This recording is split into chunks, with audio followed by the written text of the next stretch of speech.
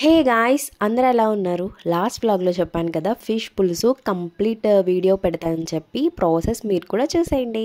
First ఫిష్ని మంచిగా wash చేసేసుకుని దానిలోనే ఉప్పు, పసుపు, కారంతో ఫిష్ని మ్యారినేట్ చేసుకుని పక్కనైతే పెట్టేసుకోవాలి. తర్వాత మనకి పులుసుకు తగ్గట్టు చింతపండునైతే నానబెట్టుకోండి. తర్వాత ఒక మిక్సీ జార్లో అల్లం, వెల్లుల్లి, ధనియాలు, జీలకర్ర, మెంతులు వేసి కచ్చాపిచ్చాగా రుబ్బుకోవాలి. అది కొంచెం గ్రైండ్ అయిన తర్వాత అందులోనే ఆనియన్స్ కూడా కట్ చేసి వేసేసుకుని పేస్ట్ లాగా చేసేసుకోండి. ఆల్రెడీ మనం ఫిష్ మ్యారినేట్ చేసుకున్నాం కదా, అందులోనే పచ్చిమిరపకాయ చీరికలు, మామిడికాయ ముక్కలు, ఇంకా మనం పేస్ట్ చేసుకున్నాం కదా అది కూడా యాడ్ చేసేసుకోండి. ఫిష్ పులుసులో మామిడికాయ ముక్క, వంకాయలు, బెండకాయలు వేసుకుంటే సూపర్ ఉంటుంది. ట్రై చేయండి మీరు కూడా. తర్వాత దీని మొత్తాన్ని మిక్స్ చేసేసుకోండి. ఫిష్ పులుసు or anything non veg curries లో ఆయిల్ ఎక్కువగానే పడుతుంది. సో అది కూడా యాడ్ చేసుకుని ఇంకా చింతపండు పులుసుని కూడా ఇందులో కలిపేసుకుని స్టవ్ ఆన్ చేసి హై ఫ్లేమ్ లోనే పెట్టుకోండి. గరిటెతో బాగా తిప్పేయకుండా ఇలా గిన్నెని కదిలిస్తే అన్ని పర్ఫెక్ట్ గా సెట్ అవుతాయి. గరిటెతో బాగా కదిపేస్తే ముక్క విడిపోతుంది. దీనిలోనే కొంచెం కరివేపాకు, కొన్ని వంకాయ ముక్కలు కూడా యాడ్ చేసుకోండి. బెండకాయలు ఉంటే మీ ఇష్టం వేసుకోవచ్చు, లేకపోతే లేదు. మా ఇంట్లో లేవు కాబట్టి మేము వేయలేదు. ఇంకా మూత పెట్టేసి మంచిగా కర్రీ దగ్గరికి అవనివ్వాలి. కర్రీ